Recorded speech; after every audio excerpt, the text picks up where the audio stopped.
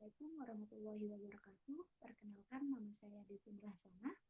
Dalam kesempatan kali ini, saya akan menjelaskan tentang resume yang sudah saya buat dalam mata kuliah Psikologi Komunikasi.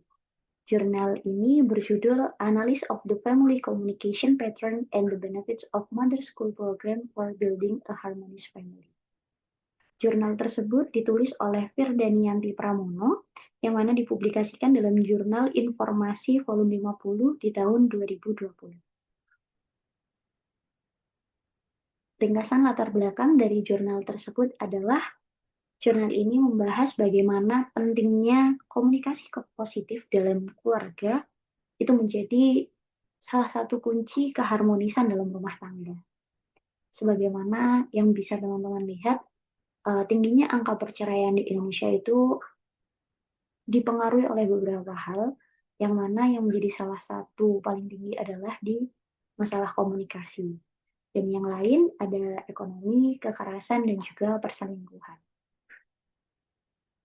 Dalam jurnal tersebut menjelaskan bahwa bagaimana sekolah ibu itu hadir sebagai program untuk meningkatkan kualitas komunikasi dalam keluarga di Kota Bogor.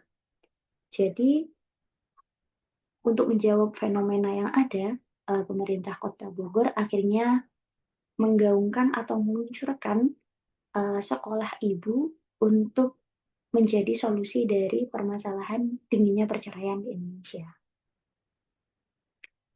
Kemudian teori yang digunakan di jurnal itu ada 3, yakni dari Kurner and Fitzpatrick di tahun 2004, yang mana mengklasifikasikan keluarga berdasarkan struktur, fungsi, dan juga hubungan emosional.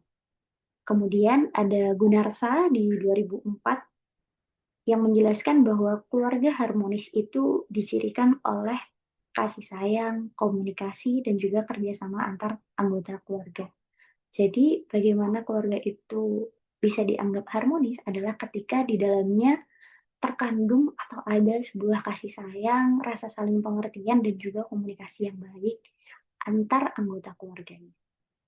Kemudian yang ketiga juga ada Wilson dan juga kawan-kawan di tahun 1995, yang mana menekankan bahwa komunikasi keluarga itu sebagai sarana menanamkan nilai, aturan, dan juga keseimbangan dalam keluarga. Nah, subjek dari penelitian jurnal tersebut itu ada 84 peserta sekolah ibu dari 3 kelurahan di Kota Bogor, yakni di Kelurahan Ciluar, Ciparigi, dan juga di Kedung Halang. Nah, dari 84 peserta itu, rata-rata adalah ibu yang berusia 22 tahun sampai 55 tahun, yang mana sebagian besar adalah lulusan SMA dan juga berprofesi sebagai ibu rumah tangga. Nah, tapi di data akhir di analisis tersebut, yakni hanya digunakan 78 responden yang statusnya masih menikah, karena sisanya itu sudah statusnya sudah tidak menikah. Maka yang di data akhir di analisisnya itu hanya ada 78 responden dari 84 peserta. Nah, teknis analisis datanya itu menggunakan pendekatan campuran atau mix, yang mana diambil dari kuantitatif, yakni survei, dan juga kualitatif, yakni analisis tulisan. Instrumen yang digunakan di jurnal tersebut itu adalah kuesioner yang berupa 20 pertanyaan. Nah, analisis statistiknya itu menggunakan ANOVA satu arah dengan SPSS, dan juga analisis kualitatifnya menggunakan refleksi tertulis dari para peserta mengenai bagaimana komunikasi dalam keluarganya. Kemudian ringkasan dari hasil jurnal tersebut adalah 52,6% peserta itu memiliki pola komunikasi keluarga yang tinggi, dan sisanya 47,4% itu dalam taraf sedang. Nah, dari hasil ringkasan tersebut, wilayah yang memiliki skor komunikasi tertinggi ada di Kelurahan Ciparigi. Nah, kenapa hal itu bisa terjadi? Karena faktor utamanya adalah tingkat pendidikan ibu dan jumlah anaknya yang lebih sedikit. Nah, dari program ini Manfaat yang dirasakan oleh para peserta adalah peningkatan pemahaman, kesabaran, dan juga kelekatan dengan keluarga. Kemudian secara garis besar, bisa dikatakan hasil dari penelitian ini atau hasil dari jurnal ini dikatakan berhasil ya teman-teman. Nah, kesimpulannya adalah sekolah ibu ini, seperti yang saya jelaskan tadi, sekolah ibu ini efektif untuk memperbaiki komunikasi dalam keluarga. Yang mana kita tahu, mungkin banyak di sekitar kita atau beberapa orang yang kita kenal tidak bisa dikatakan orang tua yang buruk atau ibu yang jahat atau ibu yang tega atau buruk mungkin, tapi kurang dalam mengisi perannya sebagai orang tua. Nah, disinilah di sekolah ibu itu kita akan belajar bagaimana kita berperan dan bagaimana kita harus mengambil sikap.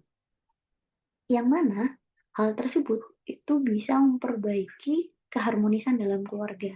Bagaimana kita belajar untuk mengkomunikasikan sesuatu dengan anggota keluarga yang lain. Dari hasil jurnal tersebut, peserta merasa hubungan keluarganya menjadi lebih harmonis dan penuh pengertian. Karena kita sebagai orang dewasa pasti sering mengalami atau sering melihat kalau dalam kehidupan ini kita tuh tidak perlu untuk menjadi sempurna, tapi setidaknya kita mengisi peran kita dengan baik. Nah, dari situlah, dari sekolah ibu itulah, para peserta belajar bagaimana mengisi peran tersebut dengan baik dan juga meningkatkan komunikasi dalam keluarganya. Dari pemerintah pun merekomendasikan bahwa pengembangan sekolah ibu ini bisa menjadi sekolah keluarga yang mana juga bisa melibatkan ayah. Jadi yang dituntut untuk belajar itu bukan cuma ibu, tapi ayah juga. Jadi kedua pilar dalam rumah tangga atau dalam sebuah keluarga itu sama-sama belajar untuk mengisi perannya dengan baik dan juga mengkomunikasikan sesuatunya dengan baik dengan antara keluarga. Secara garis besar, dalam jurnal tersebut, bagaimana komunikasi itu berperan baik dalam menjaga keharmonisan dalam rumah tangga atau dalam keluarga. Jadi begitu teman-teman hasil resum analisis yang sudah saya buat. Terima kasih atas waktunya untuk mendengarkan hasil presentasi saya. Semoga dari hasil resum ini kita bisa belajar banyak dan teman-teman juga bisa menambah wawasan. Terima kasih sekali lagi atas waktunya. Saya pamit undur diri. Wassalamualaikum warahmatullahi wabarakatuh. Bye-bye.